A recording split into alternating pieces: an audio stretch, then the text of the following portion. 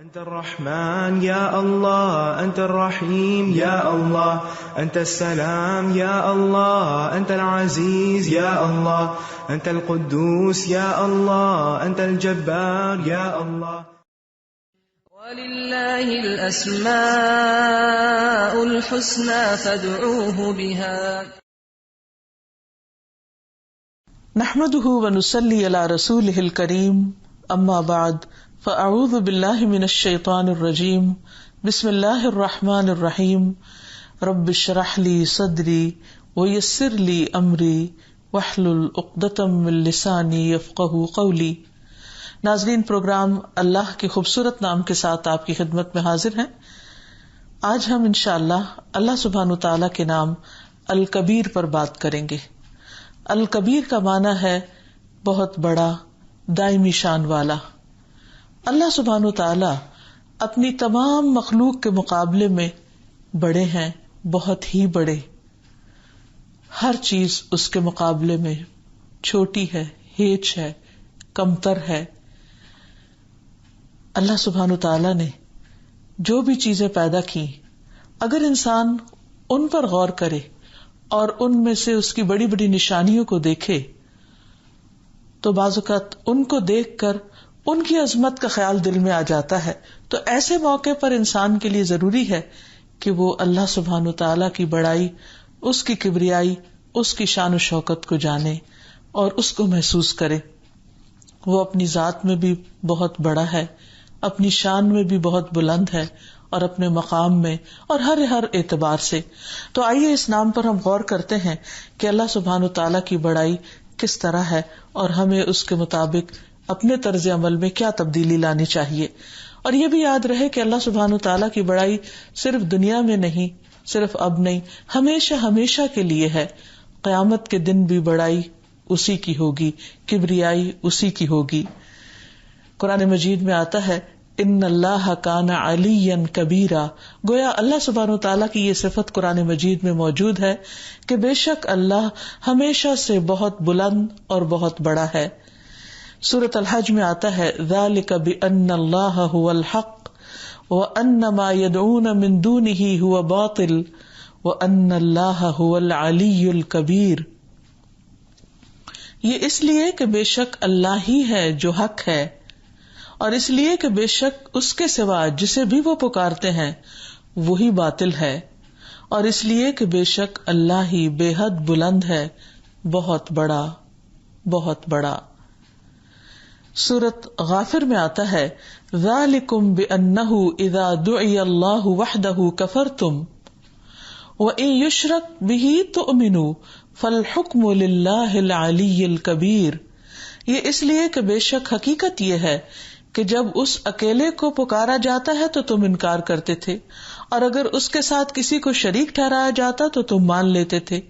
اب فیصلہ اللہ کے اختیار میں ہے جو بہت بلند اور بہت بڑا ہے.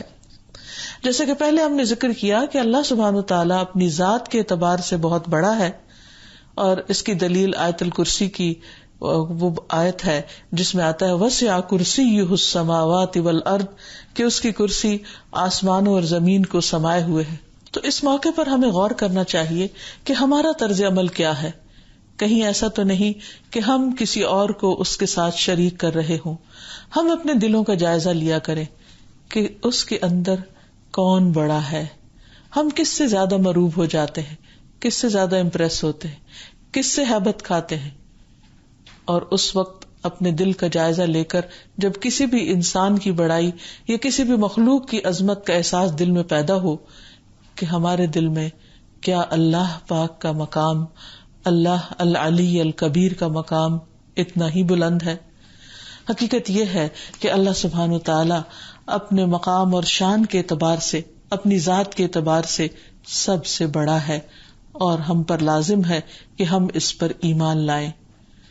اس کی دلیل آیت الکرسی کا وہ حصہ ہے جس میں اللہ تعالیٰ فرماتے ہیں وسع کرسیہ السماوات والارض، اس کی کرسی آسمان و زمین کو سمائے ہوئے ہے، اور وہ خود عرش عظیم پر مستوی ہے. ارشاد باری تعالیٰ ہے قل من رب السماوات السبع ورب العرش العظیم سیقولون للہ قل افلا تتقون. پھر ان سے پوچھئے کہ 7 آسمانوں اور عرش عظیم کا مالک کون ہے؟ یعنی تم اوروں کو بڑا سمجھتے ہو تو اصل میں بڑا کون ہے؟ عرش کس کے قبضے میں ہے؟ عرش پر کون مستوی ہے؟ عرش کا مالک کون ہے؟ تو وہ فوراً کہہ دیں گے کہ یہ سب کچھ اللہ ہی کا ہے. آپ کہیے پھر تم اللہ سے ڈرتے کیوں نہیں؟ اگر تم یہ مانتے ہو کہ اللہ بڑا ہے اور سب کچھ اسی کا ہے تو پھر تمہیں اس سے ڈرنا چاہیے، اس کی اطاعت کرنی چاہیے، اس کی فرما برداری کرنی چاہیے اور اس کی نافرمانی سے ڈرنا چاہیے. پھر اسی طرح قیامت کے دن تو سب اس کے سامنے سر نگوں ہو جائیں گے اور اس کی بڑائی کو مان جائیں گے. قرآن پاک میں آتا ہے والملک علی ارجائها ويحمل عرش ربك فوقهم يومئذ 8، اور فرشتے اس کے کناروں پر ہوں گے اور اس دن 8 فرشتے آپ کے پروردگار کے عرش کو اپنے اوپر اٹھائے ہوئے ہوں گے، اور ایک فرشتہ جو عرش کو اٹھائے ہوئے ہے اس کی بڑائی کو آپ دیکھیے کہ اس کے صرف کانوں کی لو سے لے کر کندھے تک کا فاصلہ 700 میل کے فاصلے پر ہے. یعنی اتنا بڑا ہے وہ فرشتہ، ایک فرشتہ. اور قیامت کے دن 8 فرشتے ایسے ہوں گے جو عرش الہی کو اٹھائے ہوئے ہوں گے. اور عرش کی وسعت کا اندازہ اس سے آپ لگائیے کہ وہ کرسی جو زمین و آسمان کو سمائے ہوئے ہے وہ اس کے مقابلے میں ایک چھلے کی طرح ہے. اور اللہ سبحانہ وتعالیٰ کی بڑائی کا اندازہ تو کوئی کر ہی نہیں سکتا. لیکن ہم سب اس بات پر غور کریں کہ ہم اللہ تعالیٰ کا کیا مقام اپنے دل میں رکھتے ہیں، اس کی قدر کتنی پہچانتے ہیں. اللہ تعالیٰ اپنے بندوں سے شکوہ کرتے ہیں کہ بندے اللہ کی قدر نہیں کرتے، اور یہ ایک بہت بڑی حقیقت ہے. قرآن پاک میں اللہ تعالیٰ فرماتے ہیں وَمَا قَدَرُ اللَّهَ حَقَّ قَدْرِهِ وَالْأَرْضُ جَمِيعًا قَبْضَتُهُ يَوْمَ الْقِيَامَةِ وَالسَّمَاوَاتُ مَطْوِيَّاتٌ بِيَمِينِهِ سُبْحَانَهُ وَتَعَالَى عَمَّا يُشْرِكُونَ. اور انہوں نے اللہ کی قدر نہیں کی جو اس کی قدر کا حق ہے، حالانکہ زمین ساری قیامت کے دن اس کی مٹھی میں ہوگی. یا پھر اللہ سبحانہ تعالیٰ کی عظمت کا اندازہ آپ لگائیے کہ زمین اس کی مٹھی میں ہوگی اور آسمان اس کے دائیں ہاتھ میں لپیٹے ہوئے ہوں گے جیسے کاغذ لپیٹ دیے جاتے ہیں. وہ پاک ہے اور بہت بلند ہے اس سے جو وہ شریک بنا رہے ہیں. یعنی کسی بھی اور مخلوق کو جو اس کا شریک ٹھہراتے ہیں تو وہ اس سے کہیں زیادہ بلند ہے، کوئی اور چیز اس کے شریک ہو ہی نہیں سکتی. ابن عمر کہتے ہیں کہ رسول اللہ صلی اللہ علیہ وسلم نے فرمایا قیامت کے دن اللہ عز و جل آسمانوں کو لپیٹ لے گا، پھر انہیں اپنے دائیں ہاتھ میں لے کر فرمائے گا میں بادشاہ ہوں، کہاں ہے جبار، کہاں ہے تکبر کرنے والے. پھر زمینوں کو اپنے بائیں ہاتھ میں لے کر فرمائے گا کہاں ہے جبار، کہاں ہے تکبر کرنے والے. یعنی یہ بڑے آسمان اور زمین جو اس وقت جن کی وسعتوں کا ہم اندازہ ہی نہیں کر سکتے وہ اللہ سبحانہ و تعالیٰ کی صرف مٹھی میں ہوں گے. تو پھر جو کچھ ان کے اندر ہے ان سب کا حال کیا ہوگا اور وہ کس جگہ پر ہوں گے اور ان کا مقام کیا ہے. آج جنہیں دنیا میں بڑا مانا جاتا ہے یا جنہیں تاریخ بڑا گردانتی ہے اور جن کے ناموں کے ساتھ اعظم یا عظیم لگا دیا جاتا ہے وہ اللہ سبحانہ و تعالیٰ کے مقابلے میں کیا عظمت رکھتے ہیں. لیکن افسوس کہ ہم نے اللہ سبحانہ و تعالیٰ کی قدر نہیں کی اور اس کا مقام نہیں پہچانا. اللہ سبحانہ و تعالیٰ اپنی صفات کے اعتبار سے بھی الکبیر ہے، کوئی اس کا ہم نام نہیں، کوئی اس کی مثال نہیں، کوئی اس کے مشابہ نہیں، کوئی اس کی نظیر نہیں. اللہ تعالیٰ فرماتے ہیں هل تعلم له سمیا، کیا تم اس کا کوئی ہم نام پاتے ہو؟ کوئی ہے اس جیسا؟ کوئی بھی تو نہیں. آسمان و زمین کی بادشاہت بھی اسی کی ہے. ارشاد باری تعالیٰ ہے سورۃ النحل میں فرمایا وَلَهُ مَا فِي السَّمَاوَاتِ وَالْأَرْضِ وَلَهُ الدِّينُ وَاصِبًا أَفَغَيْرَ اللَّهِ تَتَّقُونَ. آسمانوں اور زمین میں جو کچھ ہے سب اسی کا ہے، اسی کی عبادت لازم ہے، پھر کیا تم اللہ کے علاوہ دوسروں سے ڈرتے ہو؟ اور کتنی حیرت کی بات ہے کہ بعض اوقات ہم لوگوں کے ڈر سے نماز چھوڑ دیتے ہیں کہ لوگ کیا کہیں گے. ڈر بھی کیا، شرم کے مارے صرف، یا دین کا نام لیتے ہوئے ڈرتے ہیں، حالانکہ دین کہاں سے آیا ہے؟ اللہ کی طرف سے. اللہ تعالیٰ کے احکامات پر عمل کرتے ہوئے گھبراتے ہیں لوگوں کے سامنے، تو پھر بڑائی کس کی ہے؟ اللہ سے نہیں ڈرتے، بندوں سے ڈرتے ہیں. اور اسی طرح تنہائی میں جب غلط کام کرتے ہیں تو صرف اللہ دیکھ رہا ہوتا ہے، اس وقت بھی لوگوں کے ڈر سے الگ ہو جاتے ہیں، لوگوں کی نگاہوں سے بچنے کے لیے، لیکن اللہ سے نہیں ڈرتے. تو حقیقت یہ ہے کہ وما قدر اللہ حق قدرہ، انہوں نے اللہ کی قدر ہی نہیں کی، قدر ہی نہیں پہچانی، اللہ کا مقام ہی نہیں پہچانا جیسا کہ مقام پہچاننے کا حق ہے. اصل مالک تو وہ ہے، جھکنا اسی کے آگے چاہیے، مانگنا اسی سے چاہیے. لیکن انسان مظاہر پرست ہے، جو سامنے چیزیں نظر آتی ہیں انہی کو بڑا مان بیٹھتا ہے، انہی کے آگے جھکنے لگتا ہے، انہی کے آگے فریادیں کرنے لگتا ہے، انہی سے اپنی توقعات وابستہ کر لیتا ہے. اور یہی خطا سب سے بڑی خطا ہے کہ انسان شرک میں مبتلا ہو. ایک اور جگہ پر فرمایا وَلِلَّهِ مِيرَاثُ السَّمَاوَاتِ وَالْأَرْضِ وَاللَّهُ بِمَا تَعْمَلُونَ خَبِيرٌ. اور آسمان و زمین کی میراث تو اللہ ہی کی ہے. یعنی آج اگر کسی کی ملکیت میں کچھ بھی ہے، کسی بھی قسم کو کوئی مال و دولت یا پراپرٹی، تو وہ سب خالی ہاتھ جانے والے ہیں اس دنیا سے، اور جب سب چلے جائیں گے تو یہ سب کچھ اللہ سبحانہ وتعالیٰ ہی کے پاس رہ جائے گا، اسی کے ہاتھ میں رہے گی سب میراث. اور اللہ ساتھ اس کے جو بھی تم عمل کرتے ہو سب خبر رکھنے والا ہے. اللہ سبحانہ وتعالیٰ اپنے علم میں بھی بہت بڑا ہے، اس کی صفت الکبیر علم کے معاملے میں بھی ہے. قرآن مجید میں آتا ہے وَرَبُّكَ أَعْلَمُ بِمَنْ فِي السَّمَاوَاتِ وَالْأَرْضِ، جو مخلوق آسمانوں میں اور زمین میں ہے آپ کے رب کو ان کا خوب علم ہے، سب سے زیادہ علم اسی کے پاس ہے. وَلَا يُحِيطُونَ بِشَيْءٍ مِّنْ عِلْمِهِ إِلَّا بِمَا شَاءَ، اور بندوں کا علم، ساری مخلوق کا علم، اس کے علم کا احاطہ ہی نہیں کر سکتی سوائے اس کے جتنا وہ چاہے، اور وہ قطرے برابر بھی نہیں. پھر اسی طرح اللہ سبحانہ وتعالیٰ اپنی قدرت میں بھی بڑا ہے. فرمایا وَلَقَدْ خَلَقْنَا السَّمَاوَاتِ وَالْأَرْضَ وَمَا بَيْنَهُمَا فِي 6 أَيَّامٍ وَمَا مَسَّنَا مِن لُغُوبٍ، ہم نے آسمانوں اور زمین اور جو کچھ ان کے درمیان ہے سب چیزوں کو 6 دن میں پیدا کیا اور ہمیں تھکاوٹ محسوس نہ ہوئی. یعنی ان سب چیزوں کا بنانا اللہ تعالیٰ کے لیے کچھ بھی مشکل نہ تھا. اس کے برعکس دنیا میں کون انسان ایسا ہے کہ جو دن کو کام کرنے کے بعد رات کو آرام کرنے کا ضرورت مند نہ ہو؟ تمام انسان، خواہ وہ کتنے ہی طاقتور، کتنے ہی صحت مند ہو، سب کو سونے کی اور اونگنے کی ضرورت پیش آ جاتی ہے.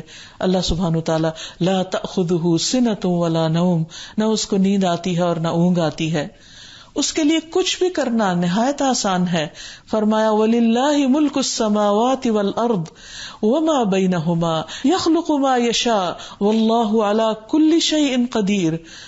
جو کچھ آسمانوں اور زمین میں ہے اور ان دونوں کے درمیان سب اللہ کی ملکیت، وہ جو کچھ چاہتا ہے پیدا کرتا ہے، اور اللہ ہر چیز پر قدرت رکھتا ہے، اس کو کوئی بھی چیز بنانے میں کچھ بھی مشکل نہیں.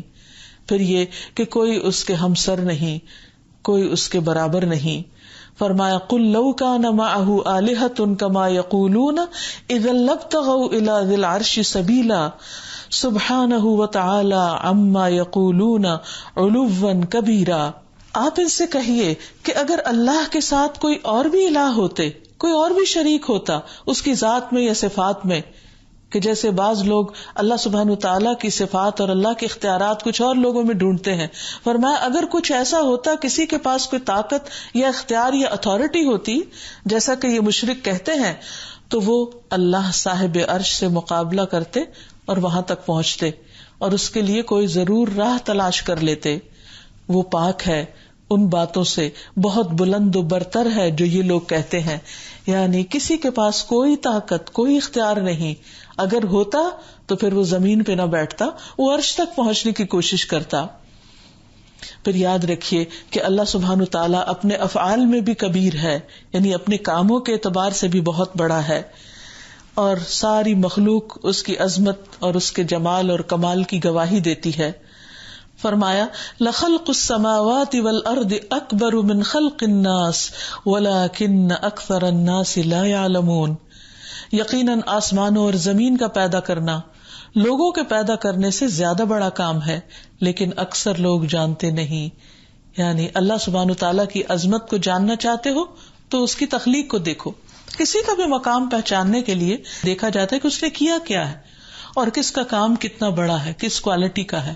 تو جب ہم انسانوں کو اس طریقے پر جانچتے ہیں اور ان کے درمیان مقابلہ کرتے ہیں کہ ان میں سے بڑا کون ہے، وہی جس کا کام زیادہ بڑا ہے، تو اللہ سبحانہ وتعالیٰ کی بڑائی کو جاننے کے لیے بھی کیا کرو، دیکھو کہ اس کے کام کیسے ہیں. اس کے کاموں میں زمین و آسمان کی تخلیق ہے تو اس پر غور کرو، جیسے کہ اللہ سبحانہ وتعالیٰ خود بھی فرماتے ہیں کہ ان فی خلق السماوات والارض واختلاف اللیل والنہار لآیات لأولی الالباب، کہ زمین و آسمان کی پیدائش میں، رات اور دن کے اختلاف میں، آگے پیچھے آنے میں عقل مند لوگوں کے لیے بہت بڑی نشانیاں ہیں.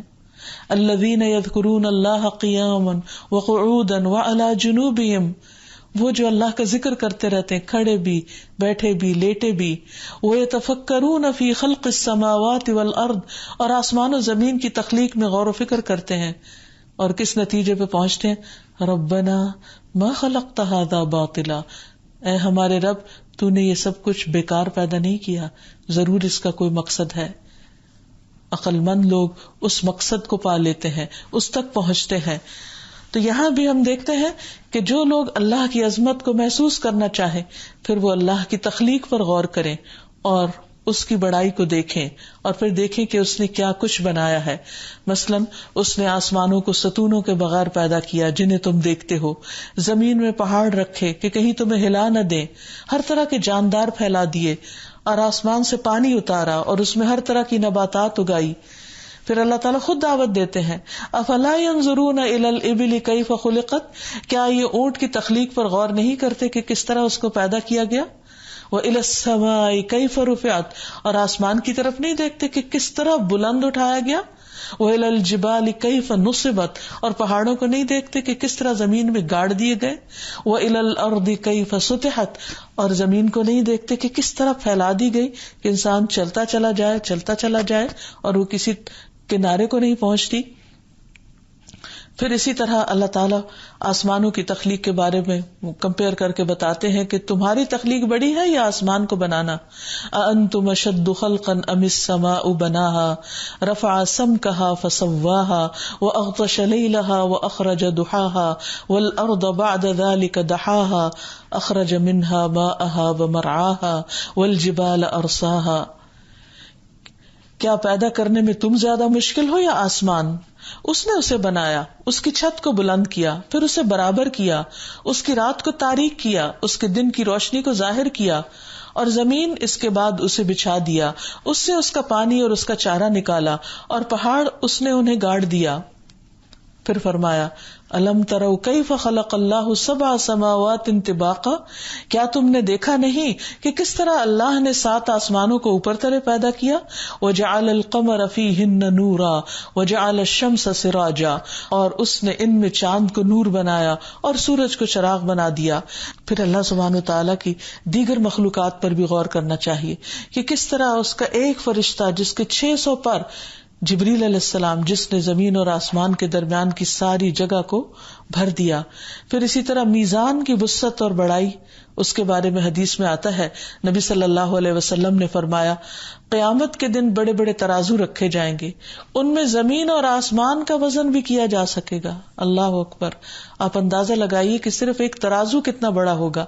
پھر جنت کی وسعت، اللہ تعالیٰ فرماتے ہیں کہ اس جنت کی طرف دوڑو کہ جس کی وسعت زمین و آسمان کے برابر ہے. پھر آپ صلی اللہ علیہ وسلم نے فرمایا بے شک جنت میں 100 درجے ہیں جو اللہ تعالیٰ نے اپنے راستے میں جہاد کرنے والوں کے لیے تیار کیے ہیں. ان کے 2 درجوں میں اتنا فاصلہ ہے جتنا آسمان و زمین میں ہے. اس لیے جب اللہ تعالیٰ سے مانگنا ہو تو جنت الفردوس مانگو، کیونکہ وہ جنت کا سب سے درمیانی حصہ اور جنت کے سب سے بلند درجے پر ہے. اس کے اوپر رحمان کا عرش ہے، وہیں سے جنت کی نہریں نکلتی ہیں. اور جنت کے 2 درجوں کے درمیان 100 سال کا فاصلہ ہے، یعنی ایک درجے سے دوسرے درجے کے درمیان کی بلندی. پھر جنت کے دروازے وہ کتنے بڑے ہیں. ایک حدیث میں آتا ہے کہ جنت کے 2 کناروں کے درمیان 40 سال کی مسافت واقع ہے. پھر جنت کے خیموں کی خوبصورتی اور جنت کے موتیوں کے خیموں کی وسعت. نبی صلی اللہ علیہ وسلم نے فرمایا جنت میں مومن کے لیے ایک کھوکھلے موتی کا خیمہ ہے جس کی لمبائی 60 میل ہے. ایک موتی 60 میل لمبا. پھر ایک اور جگہ پر آتا ہے, ایک اور موتی کا ذکر کیا اور فرمایا کہ خیمے کا ایک خولدار موتی ہوگا 3 میل لمبا 3 میل چوڑا, اس کے 4000 سونے کے کواڑ یعنی دروازے ہوں گے. تو آپ اندازہ لگائیے کہ وہاں کی نعمتوں کی وسعت کیا ہوگی. پھر بڑے بڑے درخت اور لمبے سائے, ایک درخت کے سائے تلے سوار 100 سال بھی چلے تو سایہ ختم نہ ہوگا. پھر اسی طرح اس کے پھل بہت بڑے بڑے ہیں. نبی صلی اللہ علیہ وسلم نے فرمایا میں نے جنت دیکھی تو اس میں سے ایک خوشہ لینا چاہا, اگر میں اسے لے لیتا تو تم اسے قیامت تک کھاتے رہتے, نہیں جب تک دنیا موجود ہے وہ ختم نہ ہوتا. صرف ایک خوشہ سب کو رزق دینے کے لیے کافی تھا. پھر اسی طرح ایک انگور کے جوس سے ایک بڑا ڈول جوس کا بھر سکتا ہے, یعنی ایک ایک پھل پھر اس خوشے کے اندر کتنا بڑا ہے اس کا اندازہ لگایا جا سکتا ہے. پھر جنت میں دودھ, پانی, شہد اور شراب کے بڑے بڑے سمندر ہیں جن سے جنت کی نہریں نکلتی ہیں. نبی صلی اللہ علیہ وسلم نے فرمایا جنت میں دودھ, پانی, شہد, شراب کے سمندر ہوں گے جن سے نہریں پھوٹیں گی, کیونکہ ہر ایک کی اپنی اپنی نہریں ہوں گی. پھر اسی طرح جہنم کی بھی بہت بڑی وسعت ہے.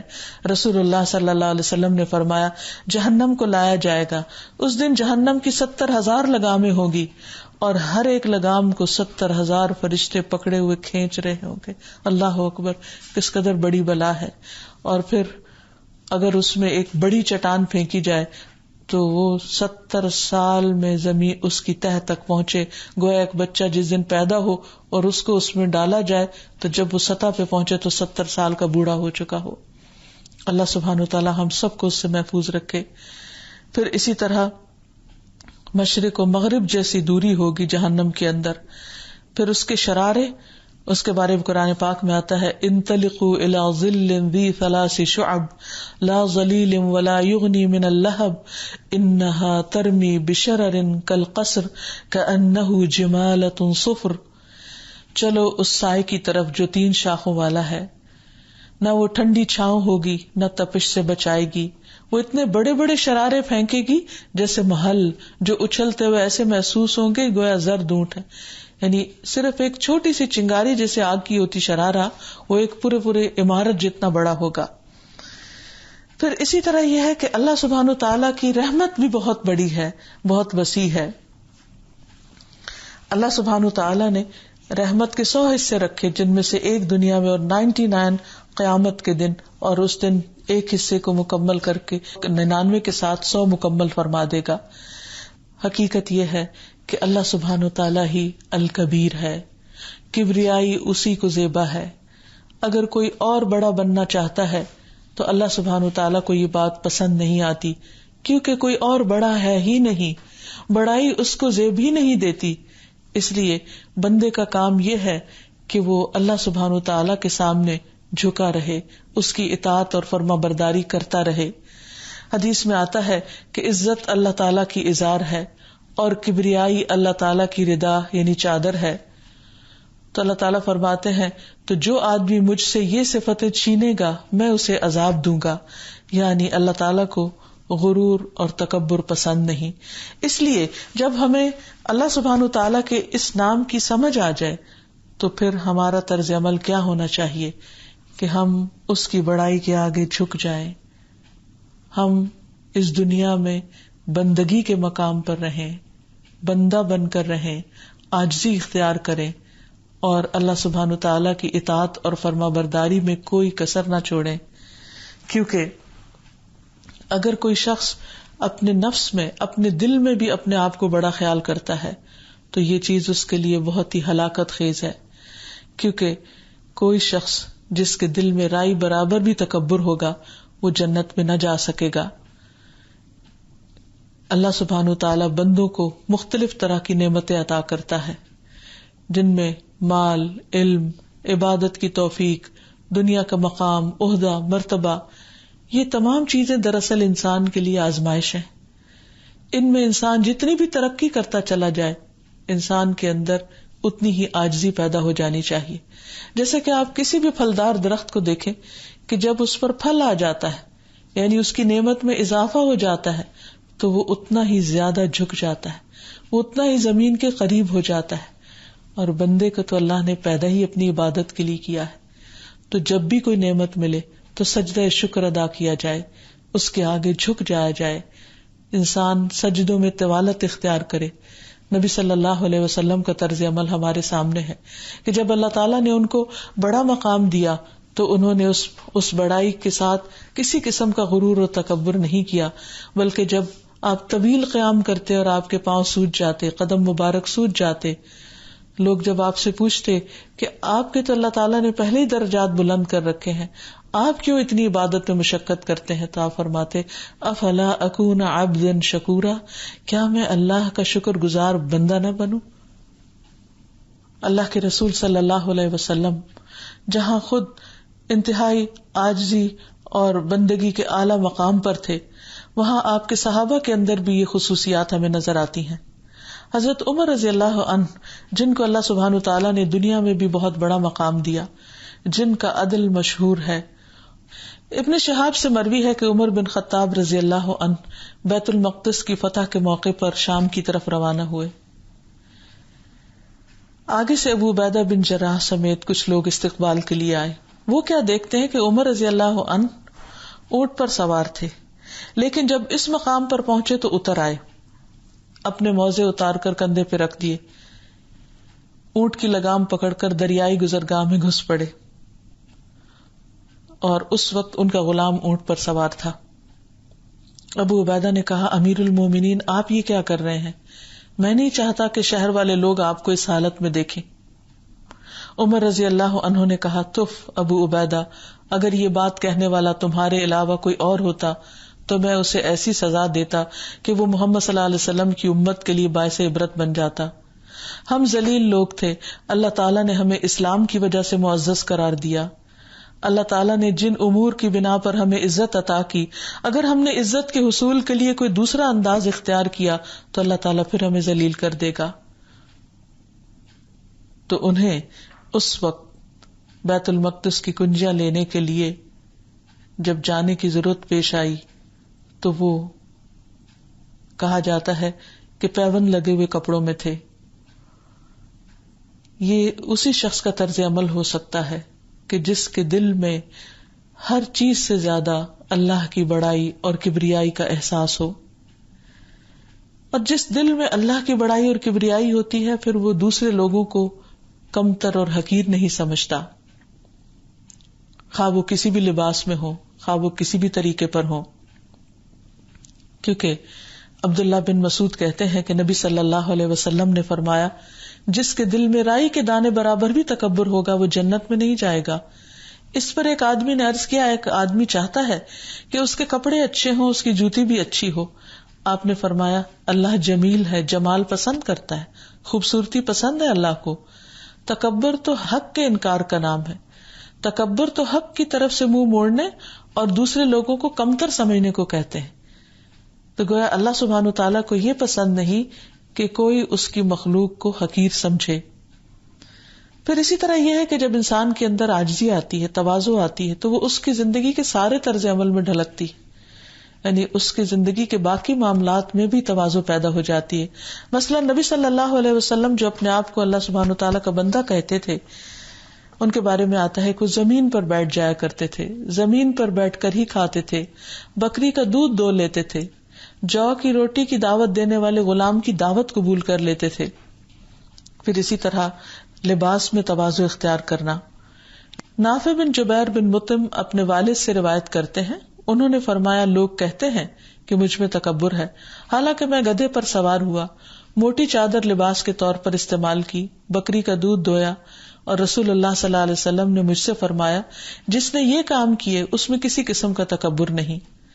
پھر اسی طرح اپنی ذات کے لیے بڑائی نہیں چاہنی چاہیے، دوسروں سے عزت کی ڈیمانڈ نہیں کرنی چاہیے، بڑائی صرف اللہ کی ذات کے لیے سمجھی جائے.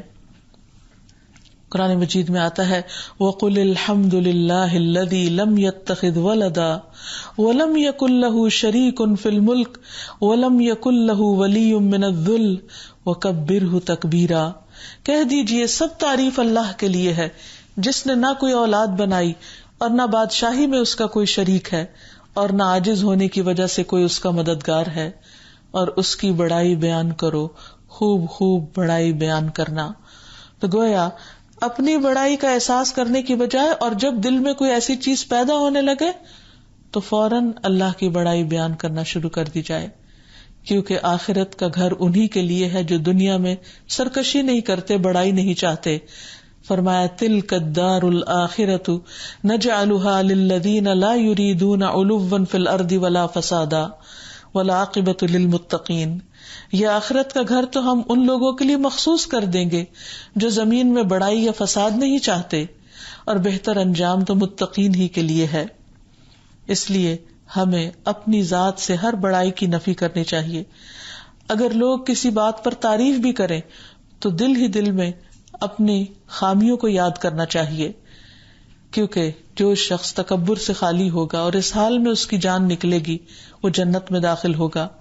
نبی صلی اللہ علیہ وسلم نے فرمایا جس شخص کی روح اس کے جسم سے اس حال میں جدا ہو کہ وہ 3 چیزوں سے بری ہو تو وہ جنت میں داخل ہوگا: تکبر، قرض اور مال غنیمت میں خیانت. پھر ایسی عادات کو اپنی زندگی سے نکال دینا چاہیے کہ جن میں تکبر کا شائبہ پایا جاتا ہو. جب انسان اللہ سبحانہ و تعالیٰ کی اس صفت کو اچھی طرح جان لیتا ہے تو پھر اس کے لیے لازم ہے کہ وہ اللہ سبحانہ و تعالیٰ کی بڑائی بیان کرے، کیونکہ اسی کی بڑائی ہے آسمانوں میں اور زمین میں اور ہر جگہ پر. تو بندہ مومن کے دل میں سب سے بڑی چیز اللہ کی بڑائی کا احساس ہوتا ہے کہ اللہ بڑا ہے. وہ کسی چیز کو دیکھتا ہے تو بھی اللہ کی بڑائی کا خیال آتا ہے، اور زبان پر بھی اللہ کی بڑائی کے کلمات جاری ہوتے ہیں، اور اپنی بڑائی کا خیال آتا ہے تو فوراً اللہ کی بڑائی کو یاد کر لیتا ہے. تو ہمیں اللہ سبحانہ وتعالیٰ کی اس بڑائی کا بارہا ذکر بھی کرنا چاہیے. مصعب بن سعد کہتے ہیں ایک دیہاتی نے نبی کریم صلی اللہ علیہ وسلم کی خدمت میں حاضر ہو کر عرض کیا، مجھے ایسا کلام سکھائیں جسے میں پڑھتا رہوں. آپ نے فرمایا، لا الہ الا اللہ وحدہ لا شریک لہ، اللہ اکبر کبیرا والحمد للہ کثیرا وسبحان اللہ رب العالمین لا حول ولا قوۃ الا باللہ العزیز الحکیم. یہ پڑھا کرو. اس نے عرض کیا، یہ سارے کلمات تو میرے رب کے لیے ہیں، میرے لیے کیا ہے؟ یعنی اس میں تو ساری اللہ تعالیٰ کی تعریف ہو رہی. فرمایا یوں کہو، اللہم اغفر لی وارحمنی واہدنی وارزقنی، اے اللہ مجھے معاف کر دے اور رحم فرما اور ہدایت عطا فرما اور رزق عطا فرما. پھر کچھ کلمات ایسے ہیں جن میں اللہ کی بڑائی ہے اور وہ آسمان کے دروازے کھولنے کا باعث بنتے ہیں. ابن عمر کہتے ہیں کہ ہم رسول اللہ صلی اللہ علیہ وسلم کے ساتھ نماز پڑھ رہے تھے کہ جماعت میں سے ایک آدمی نے کہا، اللہ اکبر کبیرا والحمد للہ کثیرا وسبحان اللہ بکرۃ واصیلا. رسول اللہ صلی اللہ علیہ وسلم نے فرمایا، اس طرح کے کلمات کہنے والا کون ہے؟ کس نے یہ کلمات ادا کیے ہیں؟ کس نے اللہ کی بڑائی بیان کی ہے؟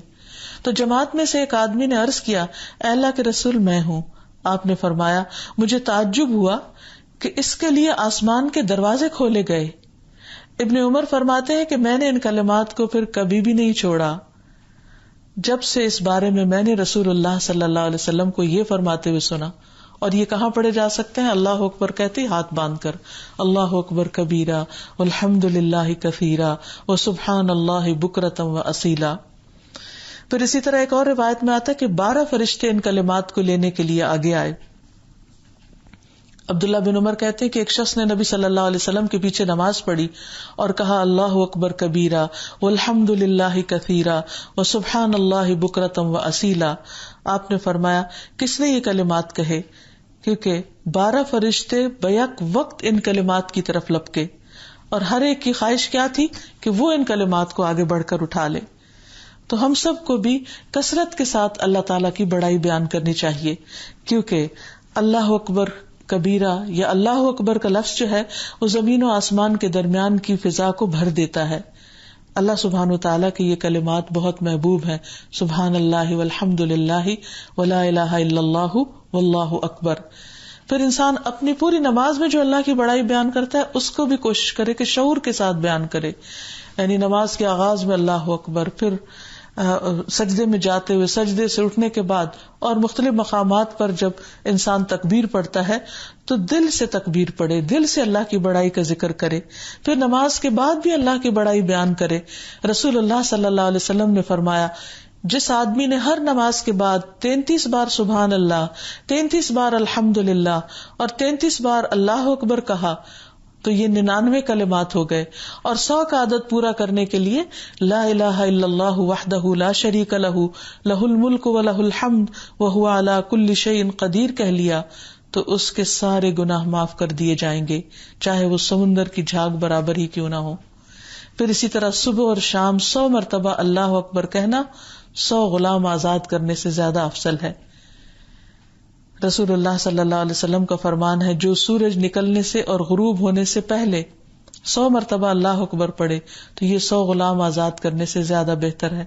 پھر سونے سے پہلے بھی اللہ کی بڑائی بیان کرنی چاہیے اور یہی تسبیحات پڑھنی چاہیے جو نبی صلی اللہ علیہ وسلم نے حضرت فاطمہ کو سکھائی تھی جب وہ اپنے دن بھر کے کام کاج سے بہت تھک جایا کرتی تھی۔ پھر یہ ہے کہ جب انسان بلندی کی طرف چڑھے، کسی اونچی جگہ پر چڑھے، مثلا سیڑھی چڑھے یا پہاڑ پر چڑھے یا جہاز اوپر کو جانے لگے تو اس وقت بھی اللہ سبحانہ وتعالیٰ کی بڑائی بیان کرے اور اللہ اکبر کہے۔ عبداللہ بن عمر کہتے ہیں کہ رسول اللہ صلی اللہ علیہ وسلم جب کسی غزوے، حج یا عمرے کے سفر سے واپس آتے تو زمین کی کسی بھی بلندی پر چڑھتے تو 3 بار اللہ اکبر کہتے، یعنی اگر زیادہ نہیں تو کم از کم 3 بار ضرور کہا جائے۔ ابو ہریرہ سے روایت ہے، اللہ کے رسول صلی اللہ علیہ وسلم نے ایک شخص سے فرمایا، میں تمہیں وصیت کرتا ہوں اللہ سے ڈرنے کی اور ہر اونچے مقام پر اللہ اکبر کہنے کی۔ تو اللہ تعالیٰ سے دعا ہے کہ وہ ہمیں اپنی بڑائی کا احساس دے دے اور ہمارا اس کی صفت الکبیر پر پورا پورا ایمان ہو جائے۔ وآخر دعوانا ان الحمد للہ رب العالمین۔ سبحانک اللہم وبحمدک، اشہد ان لا الہ الا انت، استغفرک واتوب الیک۔ السلام علیکم ورحمۃ اللہ وبرکاتہ۔ یا اللہ انت الحسیب، یا اللہ انت الشافی، یا اللہ انت المبین، یا اللہ انت الوکیل، یا اللہ انت القیوم، یا اللہ انت المتین، یا اللہ انت السبوح، یا اللہ لا الہ الا اللہ محمد رسول اللہ، لا الہ الا اللہ محمد رسول اللہ۔